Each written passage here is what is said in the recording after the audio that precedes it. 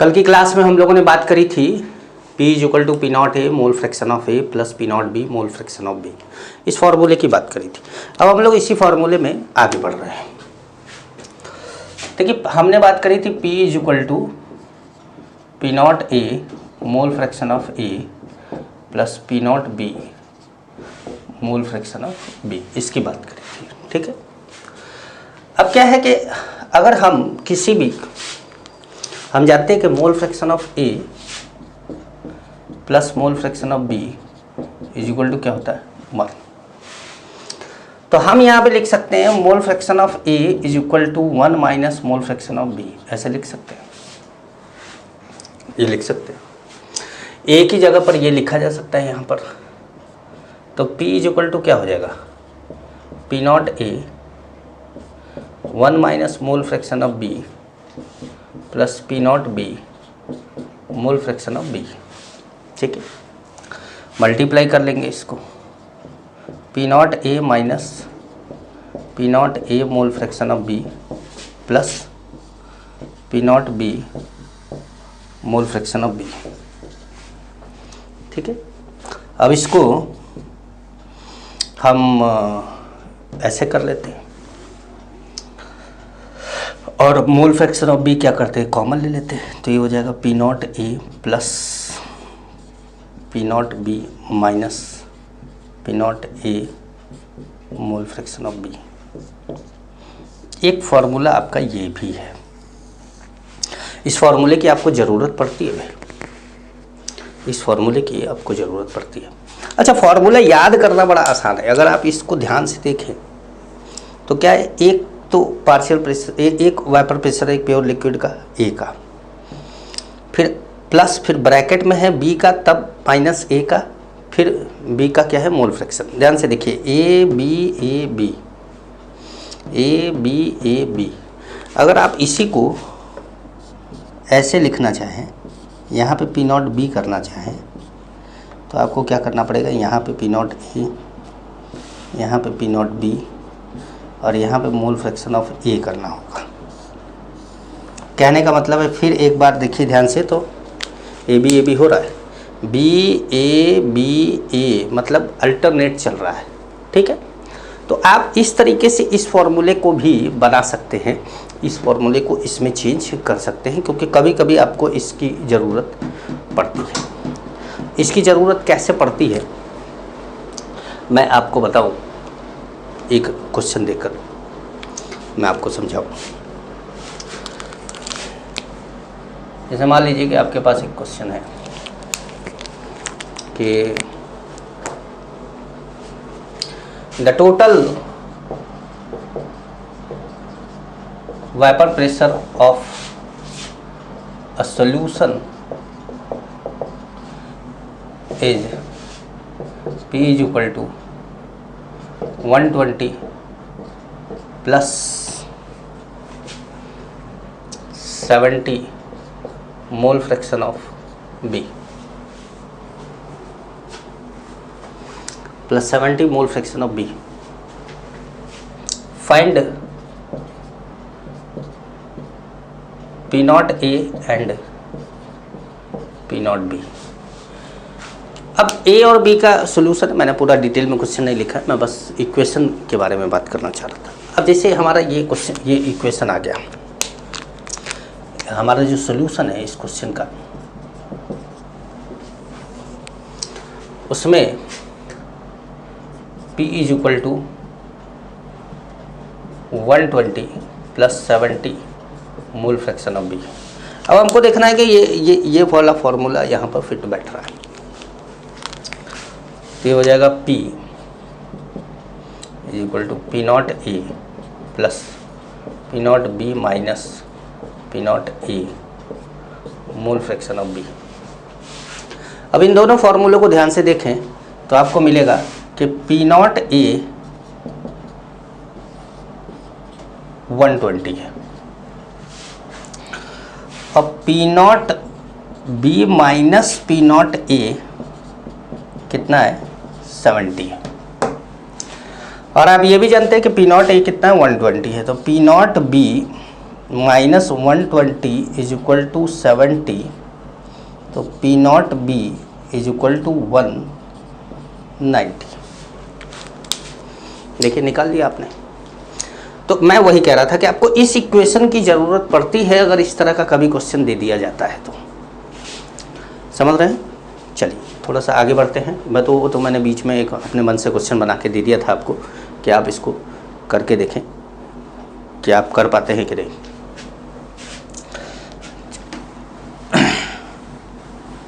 जरा ध्यान से समझिएगा।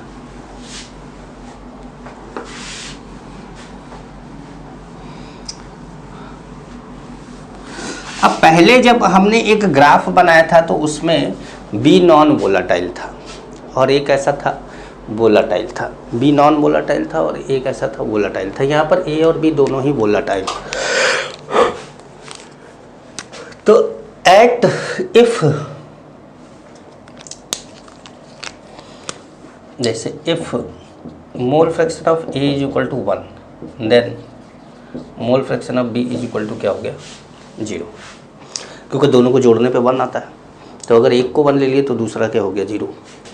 अगर मोल फ्रैक्शन ऑफ बी 0 हो गया तो ये पूरा टर्म क्या हो गया 0 हो गया। और पी इज इक्वल टू क्या आ गया P not A mole fraction of A. Total solution का प्रेशर आ गया। दूसरी कंडीशन में अगर हम if mole fraction of B is equal to 1 ले लें, then mole fraction of A is equal to क्या हो जाएगा 0। तो पी की वैल्यू क्या आ जाएगी P not B mole fraction of B. अब ये 0 हो जाएगा तो ये पूरा टर्म 0। ठीक है, ध्यान से समझना है।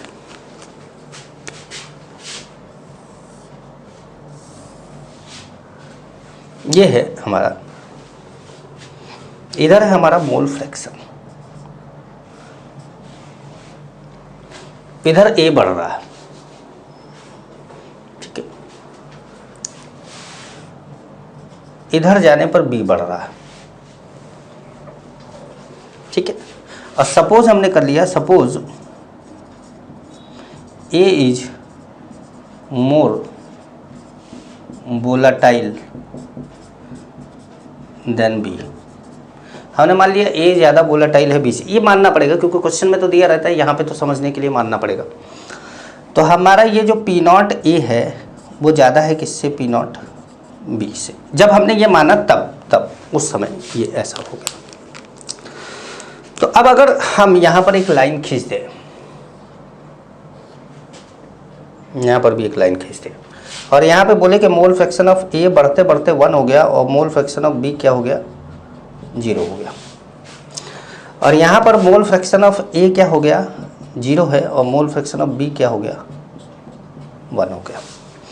तो जब, और यहाँ पर ये हमने ग्राफ में ये हमारा वेपर प्रेशर है, मतलब इधर ये वाई एक्सिस पे वेपर प्रेशर और एक्स एक्सिस पे क्या है मोल फ्रैक्शन है। ठीक है, अब सॉल्यूशन है तो इस जगह पर क्या है, इस जगह पर सॉल्यूशन नहीं है। ये क्या है, केवल इसके अंदर बी है, ए है ही नहीं। यहाँ पर क्या है, यहाँ पर ए भी है बी भी है, यहाँ पर ए बी दोनों है, यहाँ पर ए बी दोनों है। इस जगह पर जब हम पहुँचे तो यहाँ पर केवल ए है बी नहीं है। ठीक है, जब केवल ए होगा बी नहीं होगा तो उस केस में P not A mole fraction of A के बराबर होगा और मोल फ्रैक्शन ऑफ ए 1 है तो ये कितना हो जाएगा पी नॉट ए के बराबर हो जाएगा। मतलब ए बढ़ेगा और एक समय ऐसा आएगा कि ये कुछ इस तरीके से यहाँ पर कट कर देगा और ये जो जगह है यहाँ पर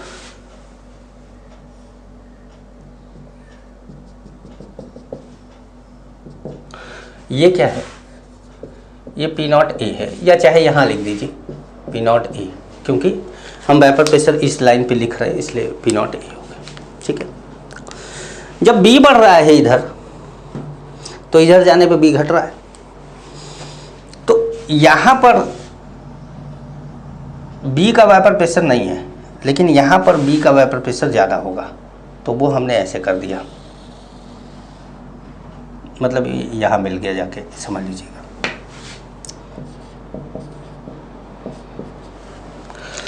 तो इस जगह पर केवल b है, तो यहाँ पर ये P0 भी है।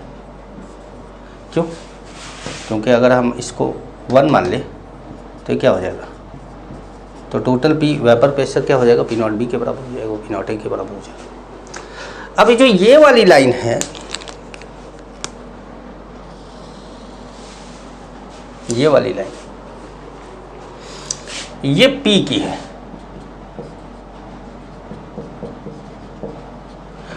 ये वाली लाइन। अब इस वाली लाइन में, जैसे हमने इस वाली लाइन में यहाँ इसको ऐसे काट दिया, यहाँ कटा, यहाँ कटा और यहाँ कटा,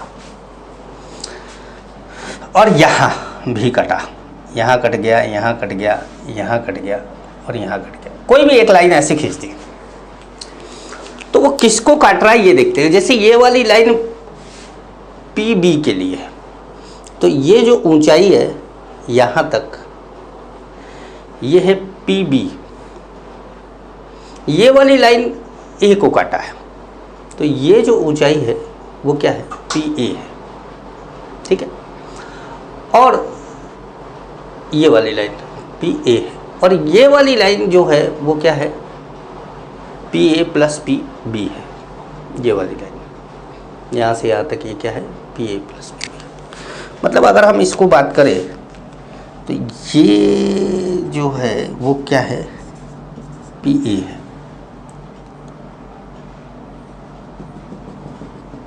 ये क्या है, PB है,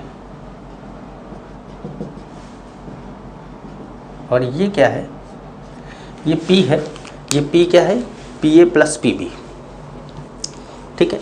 और ये क्या है, ये जगह क्या है, इस जगह पर A का कुछ मोल फ्रैक्शन होगा और B का भी कुछ मोल फ्रैक्शन होगा, और वो A और B का कुछ मोल फ्रैक्शन लग के ये फॉर्मूला लगेगा।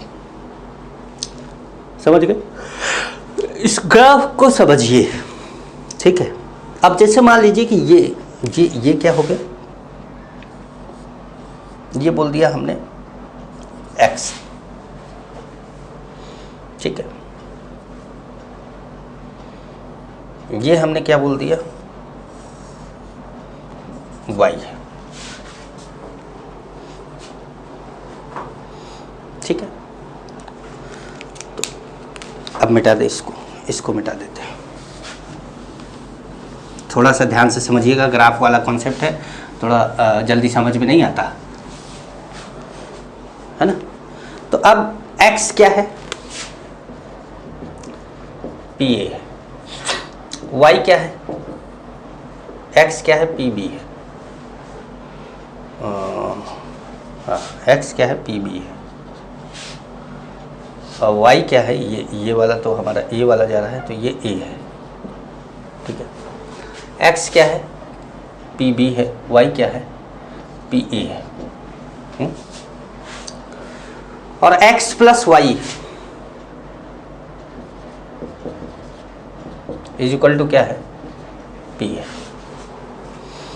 अब P कहाँ है, यहाँ पर है, और y कितना ये है, तो इसका मतलब है कि ये दूरी भी क्या रही होगी, ये भी दूरी x रही होगी, तभी तो x प्लस वाई जोड़ने पर P आएगा।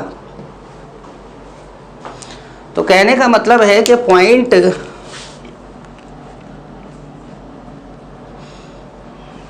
रेड मार्कर देना, तो red marker,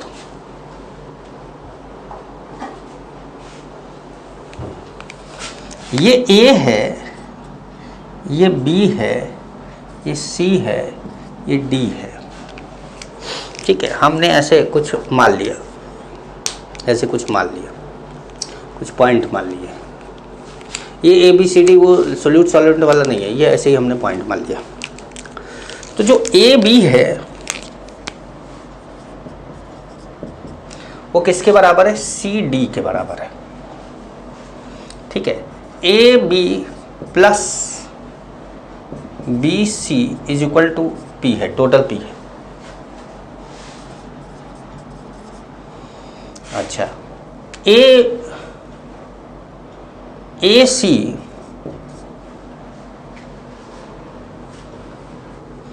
A B plus B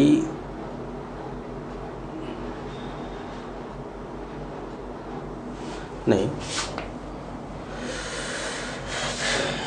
x Y A B plus A C is equal to total P. ठीक है, अब हमको करना है क्या, A C plus C D is equal to P total.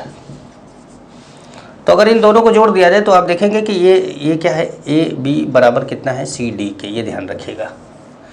ये भले आपको इंची टेप से आप नापे तो आपको लगेगा ये ज़्यादा है ये कम है सर नापने से, लेकिन ग्राफ का कॉन्सेप्ट यही है कि ये दोनों आपस में क्या है, इक्वल है।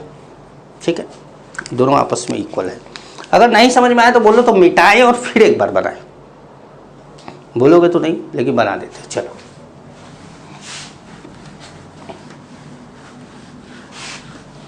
नहीं समझ में आया तो एक बार फिर बनाते हैं इसको। ध्यान से समझिएगा, ध्यान से समझिएगा।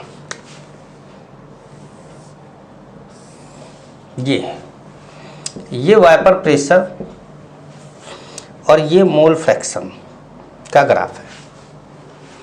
ठीक है, मोल फ्रैक्शन का ग्राफ है जिसमें मोल फ्रैक्शन ऑफ ए भी है, मोल फ्रैक्शन ऑफ बी भी है।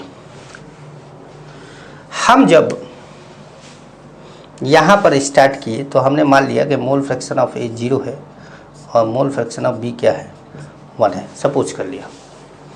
अब जैसे जैसे आगे बढ़े तो हमारा एक समय ऐसा आएगा कि ये सॉल्यूशन बनता जाएगा, ए घटता जाएगा, बी बढ़ता जाएगा, तभी ना सॉल्यूशन बनेगा। तो एक समय ऐसा आया, वो लाइन खींच दिया हमने।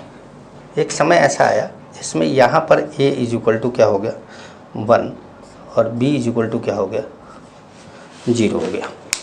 ठीक है, अब आप जानते हैं कि अगर मोल फ्रैक्शन ऑफ ए 0 है तो इस फॉर्मूले में मोल फ्रैक्शन ऑफ ए 0 है तो P is equal to P not A mole fraction of A plus P not B mole fraction of B में अगर ये 0 है, ये 0 है तो ये पूरा टर्म 0 हो जाएगा। P इज इक्वल टू कितना बचेगा, P not A mole fraction of A, sorry P not B mole fraction of B. A B में बड़ा कन्फ्यूजन हो रहा है। P not B mole fraction of B और बी की वैल्यू कितनी दी है, 1, तो इसका मतलब P किसके बराबर हो गया, पी नॉट बी के। तो दैट मीन्स कुछ प्रेशर होगा यहां पर जो क्या होगा, पी नॉट बी होगा।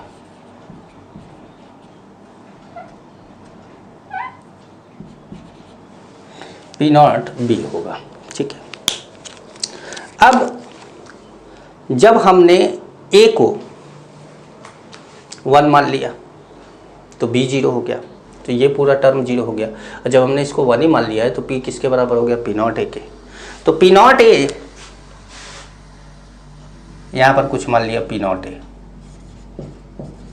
यहाँ पे पी नॉट ए मान लिया। ठीक है, अब ऐसे कुछ एक लाइन ड्रॉ कर दी।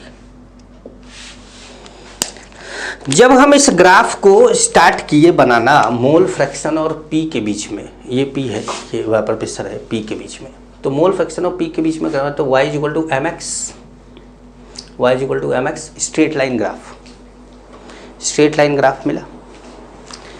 ए बढ़ता गया, पहुंचा यहां तक,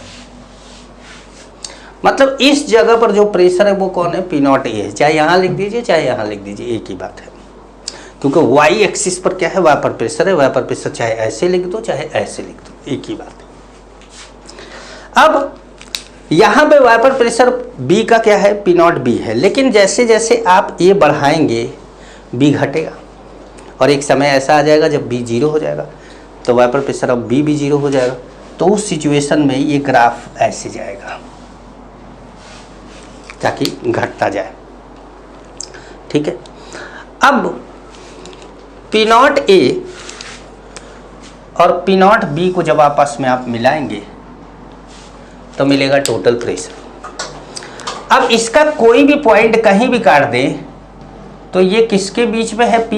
P not a P not be के बीच में। हमने यही बोला था आपको कि जो पी होगा वो P not a P not be के बीच में होगा। अगर ए ज़्यादा वोलाटाइल है तो, अगर बी ज़्यादा वोलाटाइल है तो बी को यहाँ रख देंगे, ए को यहाँ रख देंगे। ठीक है, अभी हमने मान रखा था कि ए ज़्यादा वोलाटाइल है। यहाँ तक बात हुई, यहाँ तक बात हुई। अब यहाँ पर पी नॉट बी है, पर यहाँ पर ये पी नॉट बी नहीं होगा, क्योंकि यहाँ पर तो ए का भी कुछ मोल फ्रैक्शन आ जाएगा, प्योर तो बी रह नहीं जाएगा। तो उस समय वो पी बी हो जाएगा, पार्शियल प्रेशर ऑफ बी। इस पॉइंट पर पार्शियल प्रेशर ऑफ बी होगा और इस पॉइंट पर पार्शियल प्रेशर ऑफ ए होगा। जैसे मैंने ऐसे काट दिया इसको, या इधर से काट देते, ऐसे ही काट देते। चलो, अब जैसे हमारे पास कुछ पॉइंट मिल गए, ये मिल गया, ये मिल गया, ये मिल गया, ये मिल गया, ये ए हो गया, ये बी हो गया, ये सी हो गया, ये डी हो गया। तो पॉइंट बी से ये लाइन यहाँ जहाँ कट करेगा वो पी पॉइंट, जो ये वाली लाइन किसके लिए है? ये पी नॉट ए के लिए था। तो ये जो बी जहाँ कट करेगा वो पी ए हो जाएगा, सी जहाँ कट करेगा वहाँ पर पी बी हो जाएगा, और इन दोनों को जोड़ने पर जो आएगा वो क्या हो जाएगा? ये हो जाएगा टोटल प्रेशर पी हो जाएगा। यहाँ पे आएगा टोटल प्रेशर पी। तो ये क्या है? ये वाली लाइन क्या दिखाती है? ये लाइन दिखाती है कि P इज इक्वल टू है P A plus P B. ये क्या दिखाता है? ये दिखाता है पी ए को। ये क्या दिखाता है? ये दिखाता है पी बी को। और ये क्या दिखाता है? ये दिखाता है पी को। ठीक है, अब आप जानते हैं कि P इज इक्वल टू होता है P A plus P B. जानते हैं? जानते हैं? ग्राफ समझना बहुत जरूरी है, इसलिए दोबारा समझा रहे हैं आपको। देखिए, समझ में ही ना आए तो पढ़ने का कोई फायदा नहीं है। तो अब ये जो P A plus P B है, अब इसमें क्या करना है हमको? इसमें क्या करना है कि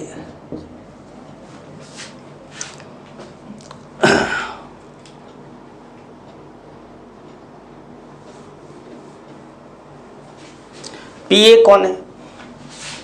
ए बी।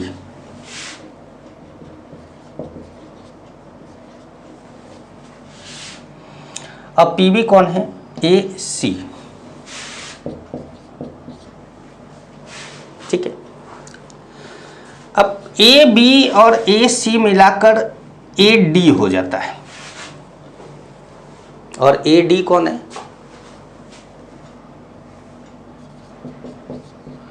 टोटल पी है।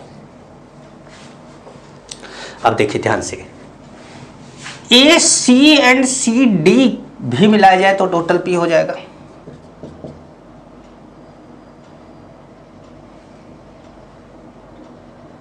सी डी प्लस ए सी, ये भी टोटल पी हो जाएगा। भाई ये तो पी ए है, ये पी बी है, तो इस फॉर्मूले से हो गया P A plus P B is equal to P. लेकिन अगर ग्राफ से जोड़ के देखा जाए तो इतना प्लस इतना जोड़ दोगे तो यहाँ पहुँच जाओगे। तो इसका मतलब ये हो गया। तो अब देखिए, ए सी यहाँ भी, ए सी यहाँ भी है, और ये A B plus A C, C D plus A C, दोनों पी के बराबर है। इसका मतलब ए बी और सी डी आपस में क्या है? सेम है।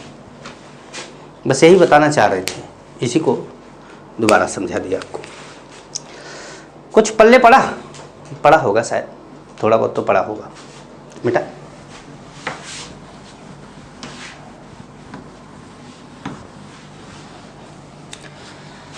तो ये बाइनरी सॉल्यूशन के लिए है, ध्यान रखना है कि P is equal to P not A mole fraction of A plus P not B mole fraction of B. ये क्या है? ये है कॉम्बिनेशन ऑफ राउल्स लॉ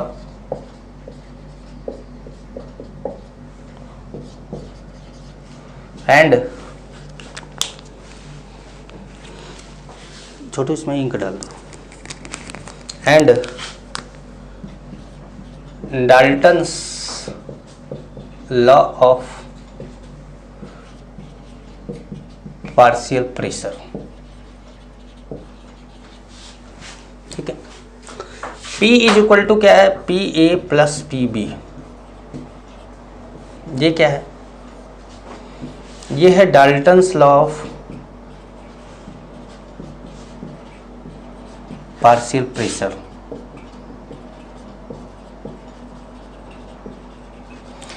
जहां बोला जाएगा कि राउल्स लॉ ओबे नहीं होता, वहां ये नहीं होगा, क्योंकि दोनों का कॉम्बिनेशन है। तो फिर भाई एक भी कोई भी एक नहीं होगा तो दोनों नहीं होगा। यहाँ पे जहां बोला जाता है कि राउल्स लॉ फॉलो नहीं करेगा, तो वहां ये फॉलो करेगा, क्योंकि ये तो डाल्टन्स लॉ है, केवल डाल्टन्स लॉ है।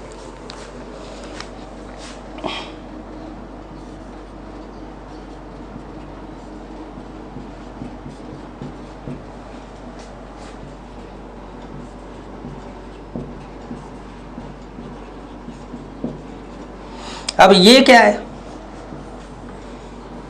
ये जो ऐड नहीं किया, ये दोनों अलग अलग है। ये क्या है, राउल्स लॉ है।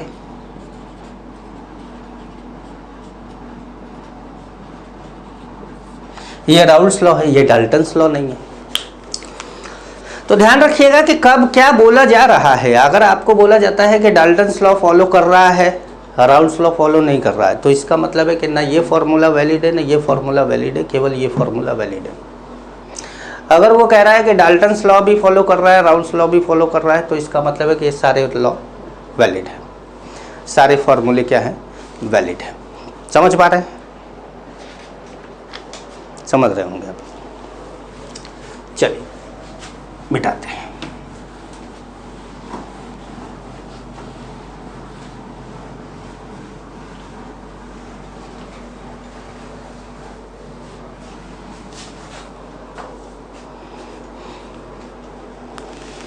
ठीक है, क्वेश्चन लेते हैं। 2 moles of liquid A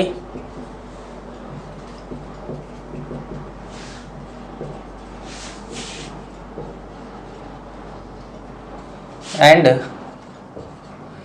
3 moles of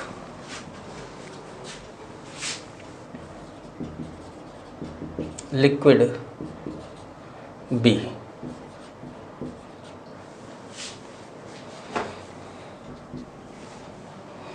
Liquid B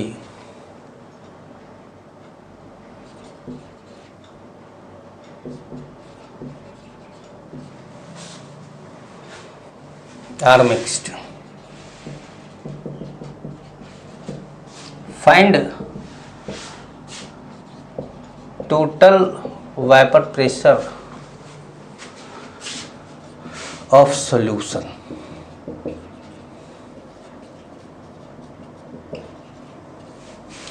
तो देखिए, total vapour pressure of solution निकालना है आपको। सबके मोल दिए हुए हैं, सबका वेपर प्रेशर, प्योर का वेपर प्रेशर आपको दिया हुआ है। लेकिन एक बात का ध्यान रखना है, आंसर निकालने से पहले ये समझ लेना है कि आप सही आंसर निकाल रहे हैं कि नहीं। आपका जो आंसर है टोटल पी, वो 400 से कम एंड 200 से ज़्यादा आएगा, मतलब बिटवीन 400 एंड 200 रहेगा। विच इज मोर वोलाटाइल, तो B is more volatile because it has higher vapour pressure, because it has higher vapor pressure. A is less volatile because it has lower vapor pressure. तो मैंने ये बोला कि जो vapour pressure हमारा, जो total vapour pressure होगा, वो 400 से 200 के बीच में आएगा। कुछ क्या आएगा हमको नहीं पता, लेकिन कम से कम हम आंसर तो वेरीफाई कर ही सकते हैं कि हमारा आंसर सही आया या नहीं आया। तो आइए देखते हैं। जैसे P है, तो पहले तो हम A का मोल फ्रैक्शन निकाल लेते हैं। ए का मोल फ्रैक्शन कैसे निकलेगा, number of moles of A upon number of moles of A plus B, कितना हो गया 2/5। ठीक है, मोल फ्रैक्शन ऑफ बी निकाल लेते हैं, वो कितना हो जाएगा 2 + 3 मतलब 3/5। P इज इक्वल टू क्या हो गया P0 A mole fraction of A plus P0 B mole fraction of B, ये हो गया। तो P is equal to P0 A कितना दिया 200, मोल फ्रैक्शन ऑफ A कितना है 2/5, ये कितना है 400 और ये कितना है 3/5। ठीक है, तो ये 5 से डिवाइड करोगे तो कितना हो जाएगा 40, और 40 × 2 कितना आ जाएगा 80। ये 5 से डिवाइड करोगे इसमें तो कितना आ जाएगा 80, और 80 में 3 आप 3 से मल्टीप्लाई करोगे तो कितना हो जाएगा 240। अब 240 प्लस 80 कितना हो जाएगा 322। तो मैंने आपको यही तो बोला था कि आंसर 400 से 200 के बीच में आएगा, आंसर 400 से 200 के बीच में आएगा। अब आंसर किसके नज़दीक आएगा, जैसे ये भी सोचा जाए कि सर हम बिना अगर मान लीजिए कि केवल 2 आंसर ऐसा हो जो 400 से 200 के बीच में हो और हम सॉल्व नहीं करना चाहते हैं, तो हम कैसे इसको टिक कर सकते हैं। बेशक तो आपको ये देखना होगा कि किसका मोल ज़्यादा है। तो आपने देखा बी का मोल ज़्यादा है, तो ये जो आंसर होगा वो बी वाले वेपर प्रेशर के ज़्यादा नज़दीक होगा। जैसे बी वाले वेपर प्रेशर से ये 80 कम है, लेकिन ए वाले वेपर प्रेशर से 120 ज़्यादा है। क्यों? क्योंकि बी का मोल ज़्यादा है, इसलिए बी के नज़दीक है। ठीक है,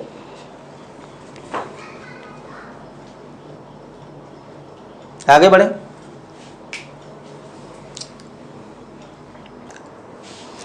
तो आगे बढ़ते हैं, इसमें क्वेश्चन ये कौन लेते हैं, है ना। अब इतना बड़ा क्वेश्चन लिखते नहीं है ना, ऐसे ही करते हैं। ए है P0 A दिया हुआ है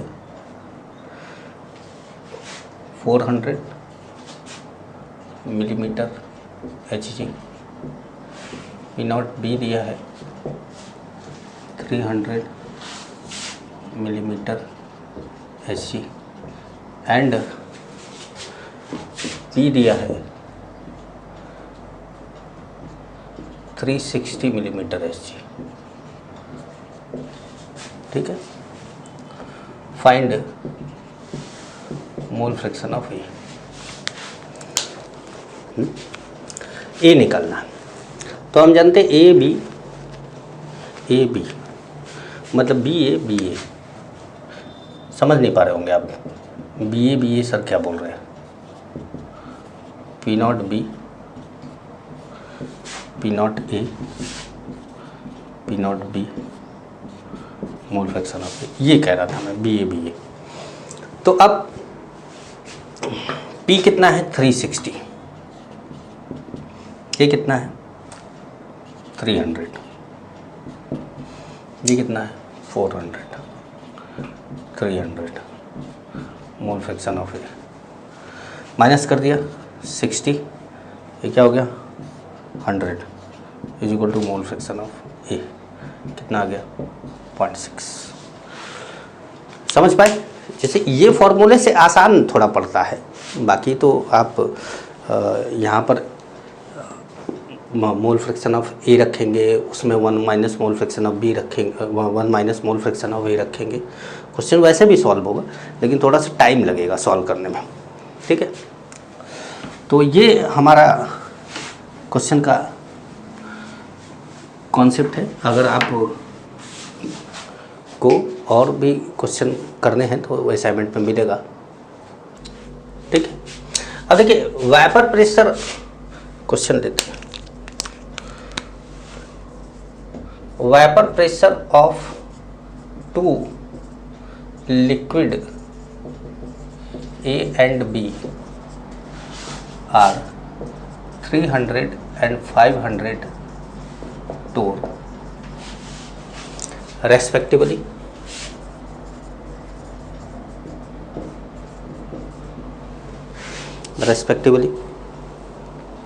Molar mass of A and B, molar mass of A and B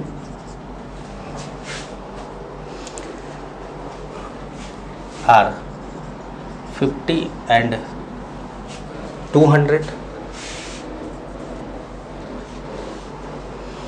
respectively.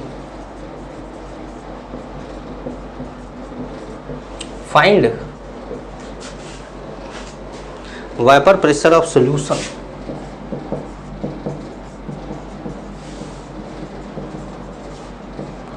obtained by mixing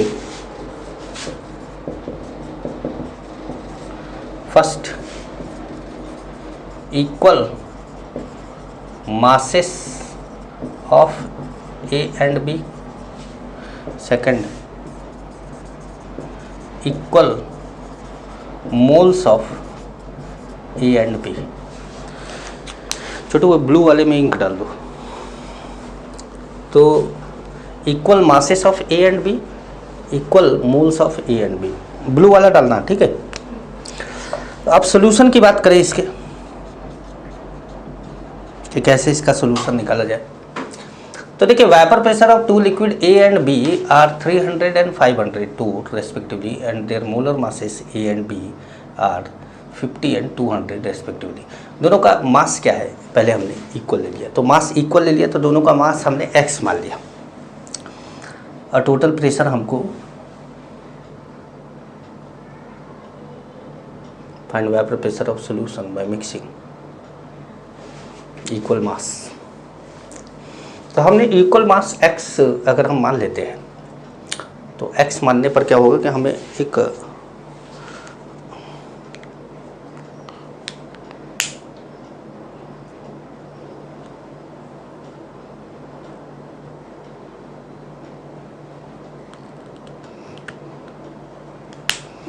हमको मोलर मास दिया है 50 and 200, ठीक है, ठीक है। हाँ, दोनों का इक्वल मास मान लेते हैं। Suppose mass of A and B are 200 gram, दोनों का मास कितना है 200 ग्राम है। तो एन ए कितना हो गया 200/50 4, एन बी कितना हो गया 200/200 कितना हो गया 1, ठीक है। अब P is equal to P not A कितना दिया है 300, मोल फ्रैक्शन ऑफ ए कितना हो जाएगा 4/4 + 1 मतलब 5, 4/5। पी नॉट बी 500 और ये 1/5, ठीक है। तो ये हो गया 60 240, ठीक है, और ये हो गया 100, तो आ गया कितना 340 torr। पहला तो ये हो गया जब आपने क्या लिया इक्वल मास लिया था दोनों का, कुछ हमने मास हमें मान लेना चाहिए और रीजन है उसका, क्योंकि अगर आपने x मान लिया ना, x मान लिया तो x मान लिया तो x अननोन हो जाएगा, अननोन हो जाएगा तो p आप नहीं निकाल पाएंगे। तो इसलिए आपको कोई मास मान लेना चाहिए और ऐसा मास मानना चाहिए जिससे कि फ़ायदा हो जाए आपका। जैसे हमने 50 मान लेते तो कोई एक 1 हो जाता, 200 मान लिया तो कोई एक 1 हो गया, तो इस तरह का कुछ मान लिया जाएगा। अब जब इक्वल मोल होते हैं तो क्या होता है, सेकंड केस। अब इक्वल मोल होंगे तो दोनों का मोल फ्रैक्शन आएगा 1/2 1/2, अब 1/2 कॉमन ले लेंगे तो P इज इक्वल टू आ जाएगा P0 A + P0 B/2। When moles of A and B are equal. तो अब ये 300 प्लस 500 बाई 2 400 हो गया। ठीक है, ध्यान रखिएगा। चलिए आगे बढ़ते हैं।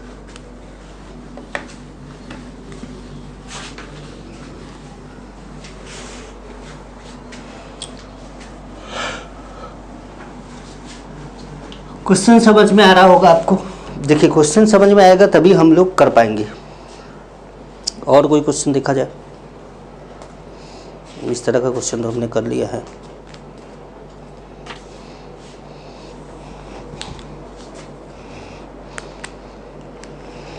ठीक है, अब हमारे पास एक क्वेश्चन और लेते हैं।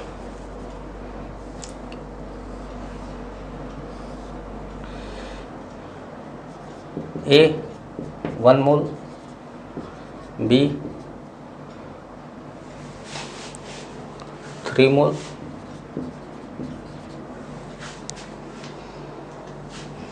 और P है 550 टोर। ठीक है, अब इसमें जब आपने 1 मोल B further added,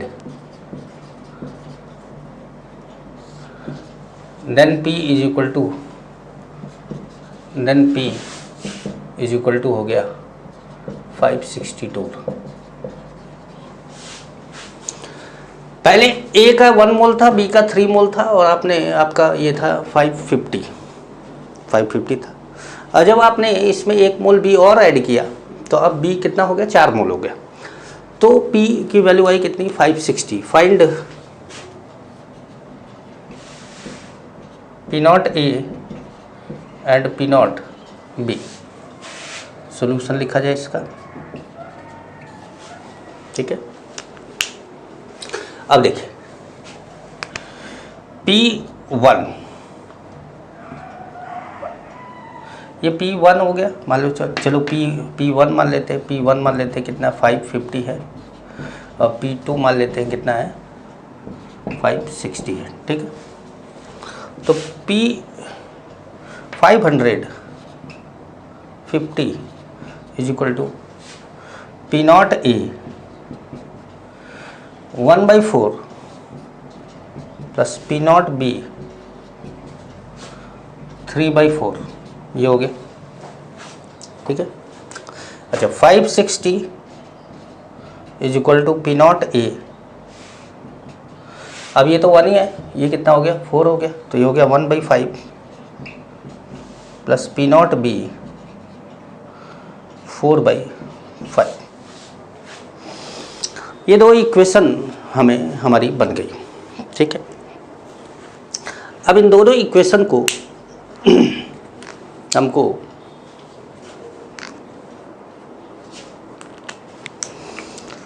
कुछ ऐसा करना है कि कुछ कैंसिल हो जाए। तो पहले इसको मिटा देते हैं, तो कुछ ऐसा करें कि ये कैंसिल हो जाए, मतलब हमारा एक इक्वेशन बन जाए जिससे कि ये कैंसिल हो सके। तो क्या करें, 4 से मल्टीप्लाई करते हैं इसमें पूरे में, और इसमें पूरे में 5 से मल्टीप्लाई कर दें। ठीक है, तो इसमें 4 से मल्टीप्लाई करते हैं, तो क्या हो जाएगा, इसमें 4 से मल्टीप्लाई करेंगे तो क्या हो जाएगा, P not A plus P not B into 3। ठीक है, और 4 से मल्टीप्लाई कर दिए, इज इक्वल टू कितना हो गया, 4 से इसमें मल्टीप्लाई किया तो 2050, मतलब 2200 हो गया।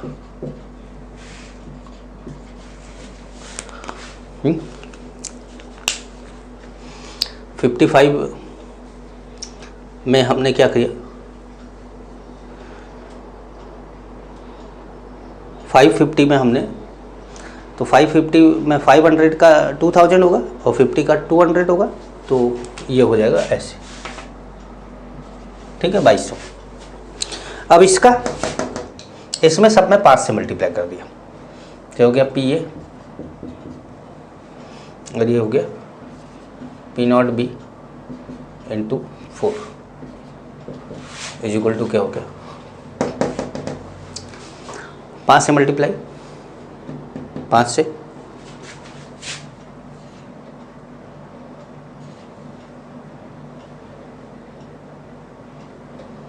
28 जो हो गया।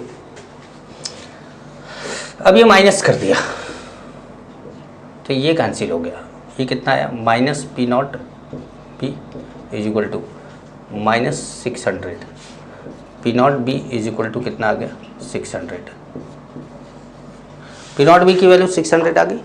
अब आपको क्या करना है पी नॉट ए निकालना है, तो किसी भी इक्वेशन में चाहे यहाँ रख दो चाहे यहाँ रख दो चाहे यहाँ रख दो चाहे यहाँ रख दो, कहीं पर भी आप पी नॉट बी की वैल्यू रख के पी नॉट ए की वैल्यू निकाल सकते हैं। तो हमने क्या करा इसी में रख दिया, चलो या इसमें रख देते हैं इसमें।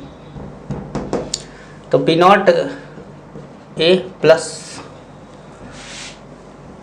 1800 इज इक्वल टू 2200, तो P not A is equal to कितना आ गया 400,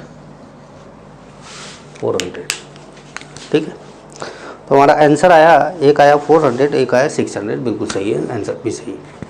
समझ में आया आपको कि हमने पहले से ए और बी ले लिया था और उसका कुछ टोटल का वेपर प्रेशर दिया हुआ था, फिर हमने क्या करा बी को थोड़ा और ऐड किया, इसके अंदर बी को थोड़ा ऐड करके फिर से आगे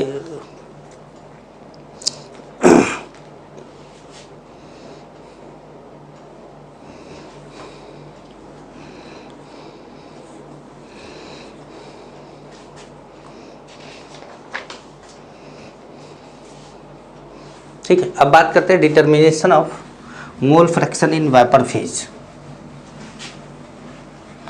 determination of mole fraction in vapour phase, determination of mole fraction in vapour phase.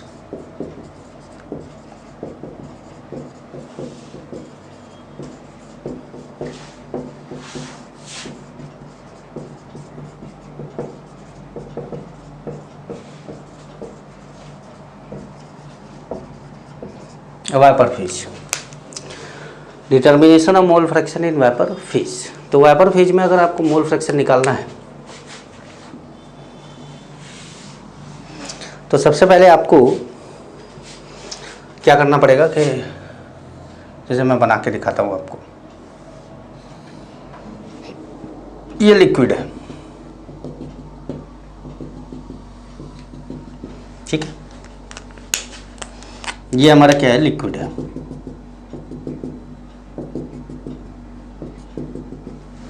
Blue वाला मार्कर दे दो, ये हमारा लिक्विड है।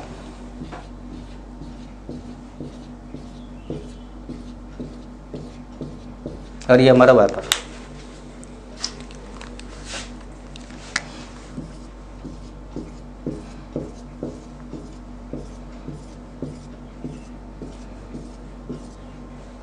ठीक है, ये हमारा वेपर है। अब यहाँ पर लिक्विड सरफेस पे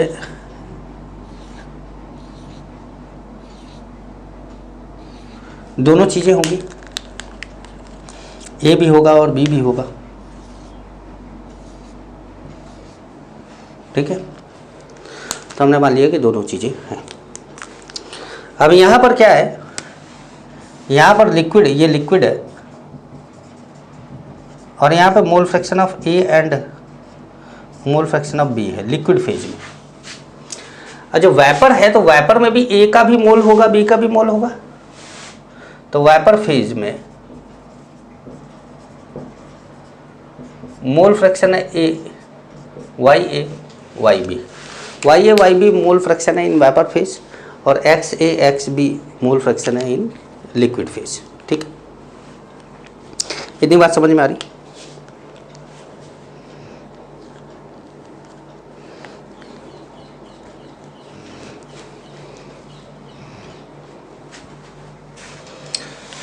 अब देखिए P is equal to P not A mole fraction of A plus P not B mole fraction of B. P is equal to P not A mole fraction of A, P not B mole fraction of B. ये हमारा Raoult's law है, ठीक है। और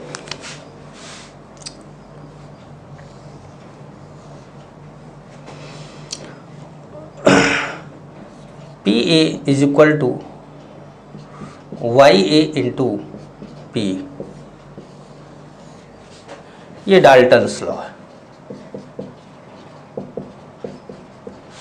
Dalton's law क्या होता है?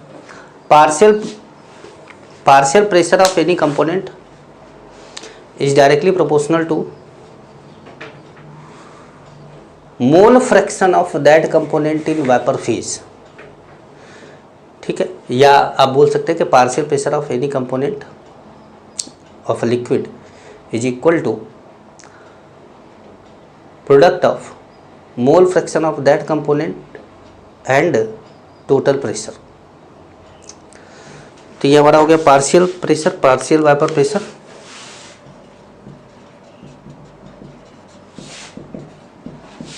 Is equal to mole fraction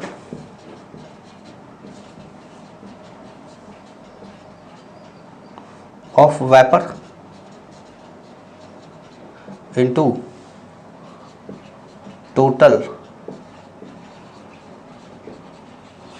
pressure, total pressure into total pressure, ठीक है। अब देखिए, ध्यान से समझिएगा।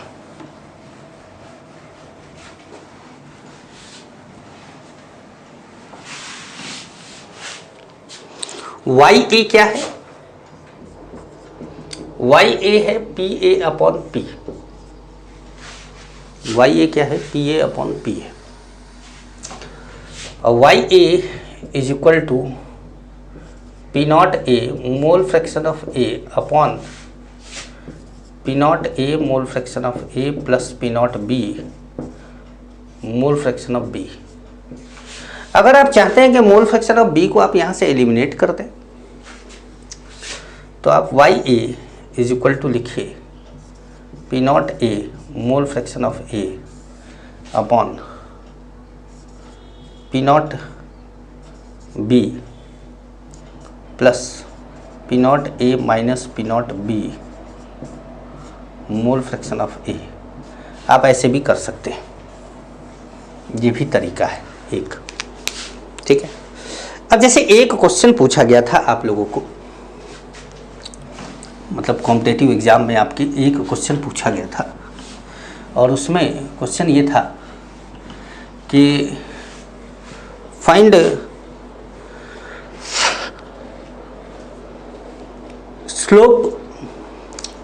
Slope of graph between, question था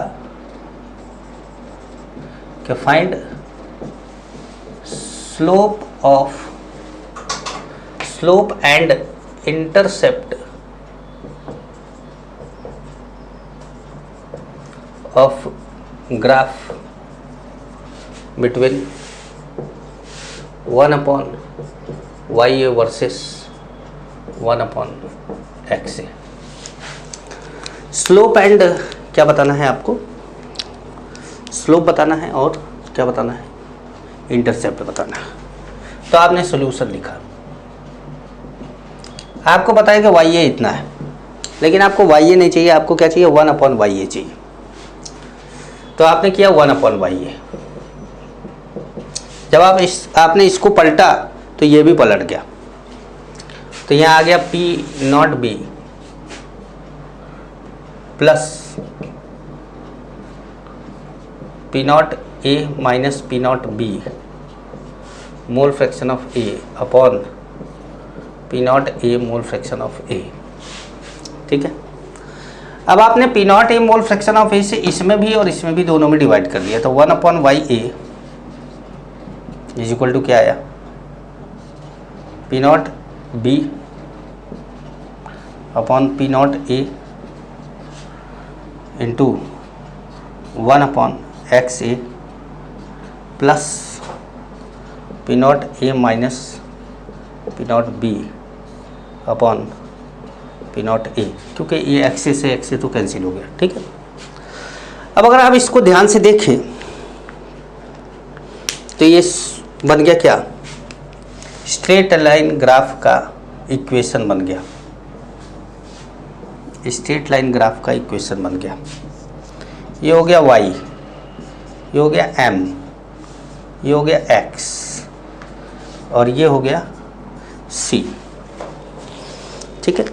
m क्या है, m है स्लोप, m क्या है, m स्लोप है।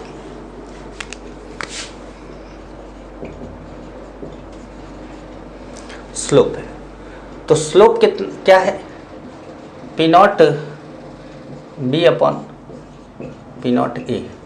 सी क्या है, सी इंटरसेप्ट है, इंटरसेप्ट है, सी इंटरसेप्ट है और वो कितना है, वो है P not A minus P not B upon P not A. C क्या है, इंटरसेप्ट है, वो क्या है, P not A minus P not B upon P not A. तो आपको ऐसा क्वेश्चन पूछा गया था जिसमें इंटरसेप्ट और स्लोप दोनों ऑप्शन में दिए गए थे। बड़े आराम से सॉल्व कर सकते हैं आप इसको। एक और रिलेशन आपको बता दें इसमें, तब आपको आज का लेक्चर कंप्लीट कर दिया जाए।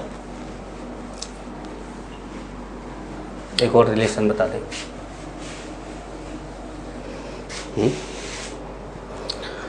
अब क्या है कि आप जानते हैं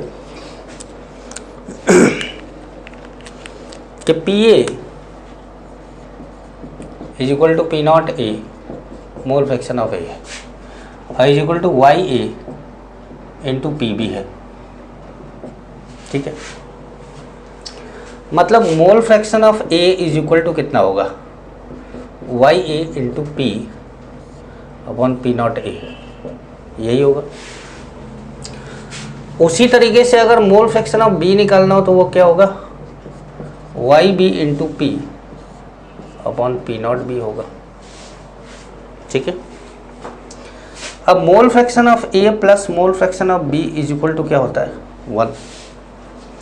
तो 1 इज इक्वल टू क्या हो जाएगा, Y A into P upon P not A plus Y B into P upon P not B. अब ये पी दोनों जगह से कॉमन लेके यहाँ लेते आओ तो हो गया 1 upon P is equal to Y A upon P not A plus Y B upon P not B. और सोचिए सर इसका काम क्या है, काम कुछ नहीं बेटा, काम कुछ नहीं है, इस तरह के ऑप्शन ही रिलेशन में दे देते हैं।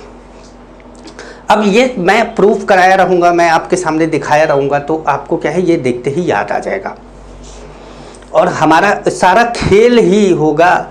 सॉल्व करना अच्छी बात है, सॉल्व करना तेज सॉल्व करना सब अच्छी बात है, लेकिन अगर दिमाग में याद है तो उससे तेज कोई टिक नहीं कर सकता, उससे तेज कोई टिक नहीं कर सकता। तो ये चीज़ें आप नोट्स में लिखे रहते हैं तो क्या होता है कि ये रिलेशन आपको याद रहता है, तो कभी इनके बीच में रिलेशन पूछता है और ऑप्शन आपको मिलता है तो आप टिक करके आगे बढ़ते हैं, वरना फिर ये पूरी कहानी करके आप रिलेशन निकाल आप लेंगे, मुझे पता है, लेकिन अगर आप याद रखते हैं तो आपको निकालने की ज़रूरत नहीं पड़ेगी, ठीक है।